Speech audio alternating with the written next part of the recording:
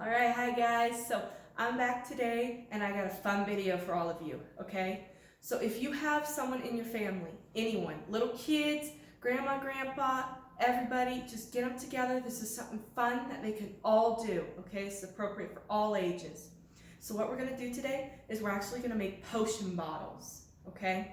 And as you can see, we have a couple right here. And these you can use any type of bottle, okay? Some of these we got from thrift stores, other ones were just candles that were burnt down, and even one we found in the desert. You can use any type of jar. We prefer glass jars over plastic because we're working with hot glue.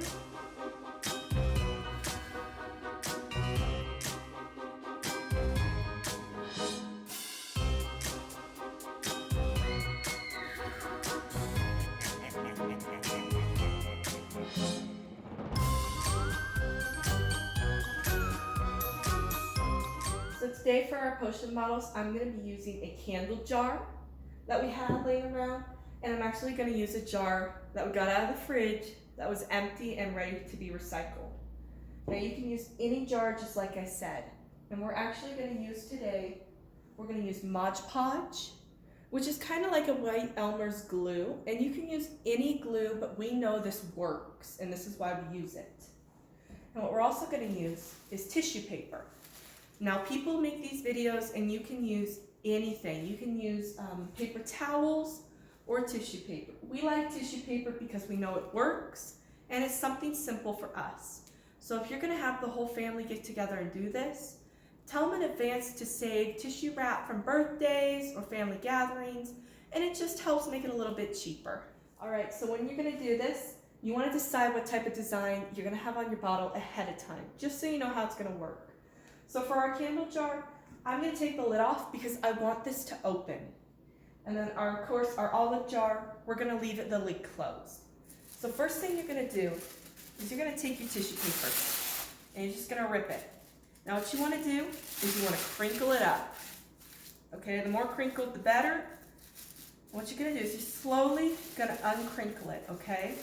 You're not going to flatten it all the way back out because you want to leave the crinkles in it. And it's going to add a cool effect to the bottle. Now what we're going to do is we're going to take our paintbrush, dip it in Mod Podge, and if you have younger kids doing this, lay out a piece of butcher paper like I have, just so it helps protect your kitchen counters. What you're going to do is you're just going to put it on nice and thick all over your bottle for the Mod Podge, okay? And there is never such a thing as too much, only such a thing as too little. And what we're going to do is we're going to take our tissue paper, just going to put it on, and you're just going to press it down nice and gently. And remember, you want to keep those creases in there, and it's going to make a cool effect. What you're going to do is you're just going to do that for the whole bottle, and you're going to come back and you're just going to go over the top to help seal it. And once we do this, we're going to come back and we'll complete it.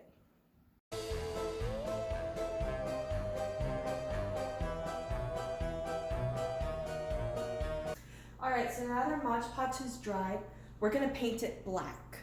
And we like using a black acrylic paint because it's washable and it helps get off our hands, and if we get it on our clothes, it's not too big of a problem.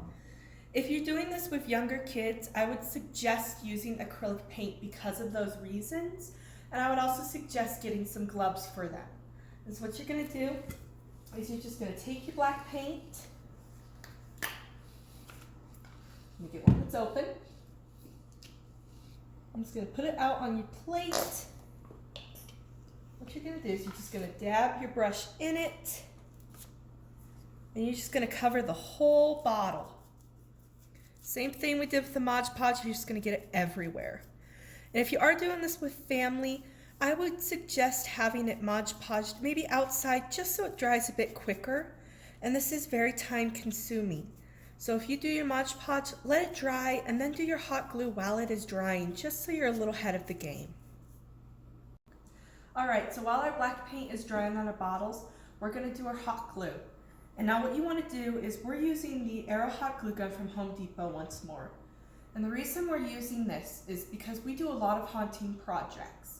And if you're going to do this with a lot of your family, you're going to want a hot glue gun that pumps out a lot of glue very quickly. You can use other hot glue guns, but this gets more glue out quicker, and it just helps it go a little faster. So what we're using are silicone molds, and you can find these at craft stores. People use them for cosplay. We have a bunch of them because we do soaps, and we use them to basically mold our soap. Now what you want, the reason you want silicone is it's heat resistant and it's flexible and it holds its shape. There's one thing you don't want to do if you get a mold. You don't want a plastic mold. First thing is it's hot glue. It's going to melt to it. And if it's a hard mold like this, you're not going to be able to pop out your hot glue. So you're going to want something that's flexible enough you can pop it out and you don't have to worry about the hot glue melting. So now we're going to fill up our molds. And if you are doing this with littler kids, I would suggest having an adult or maybe even just an older kid do this because hot glue is very hot. Now what we're going to do, the hot glue going to work, we're just going to want to pump it in and just fill up the whole mold. All right? And we're just going to do this to all our molds over here. And we're going to let it dry and we'll pop it out.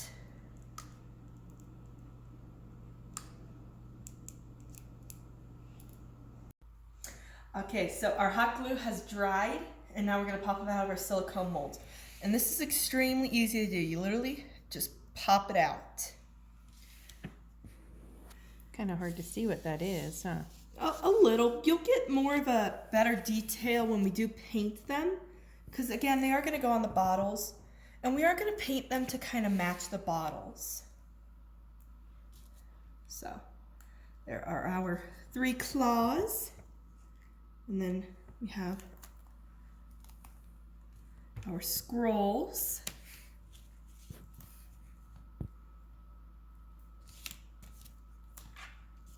There we go.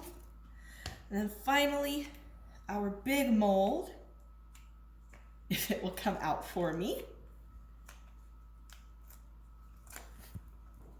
is our skeleton hand. That's so cool. Where did you get your molds? So our molds you can get off of Amazon or Etsy. You can probably pick some up in stores too, but Amazon and Etsy, we found the most of them. Now molds, they do range from inexpensive to more expensive. The more expensive ones, of course, have more detail than the inexpensive, but it just depends on what your budget is and how you want to do it. Either one really works. Okay, so we have our jars completely dried, and this is what they look like once they're painted. And you can see all the cracking in it from the tissue paper. And when we paint that, it's actually going to bring out more detail. And so right here we have our skeleton hand because I want to put it on this jar. But I also want this jar to open. So what we're going to do is we're going to take our hand, we're going to put it on the jar, and we have to figure out what knuckles we want to cut to where the jar still opens. Now, if you're going to do this with a mold like this or something of hot glue, if you're doing this with kids, have an adult or an older child do it because hot glue is extremely hard to cut through, even with a sharp knife. Okay, so we painted our hand, and what we do is we paint it a base color. You always want a base color on it. So we did it black, and then we came back with silver, and we painted it silver. Now with hot glue, if you don't do a base cover, the other color will not stick to it. And so what we're going to do is we're going to take our hand, we're going to hot glue it on, and then we're going to come right back. Alrighty, so we hot glued our hand on, and we made it to where it still opens. So what we're going to do now is a technique called dry brushing. What it's actually going to take is you take your brush with a little bit of silver or whatever color you want. Metallics usually work the best. And you're just going to get barely any on your brush. What you're going to do, you're just going to lightly come over the black. Now what it does is it brightens up the wrinkles in the tissue paper, and it helps make it pop. And we like doing this with all our jars, whether it's with silver or even with gold. It just adds a cool effect. All right, so our bottles are now finished, and as you can see, both are just a little different than each other. Even using same techniques in different molds, you can get two very different effects. And just like for the rest of our bottles here, there's an endless amount of possibilities to how your potion bottle can look. So fun for the whole family or just fun for yourself, we'd like to see what you guys could come up with. And if you have any questions, leave something down in the comments and we'll get back to you. Happy haunting!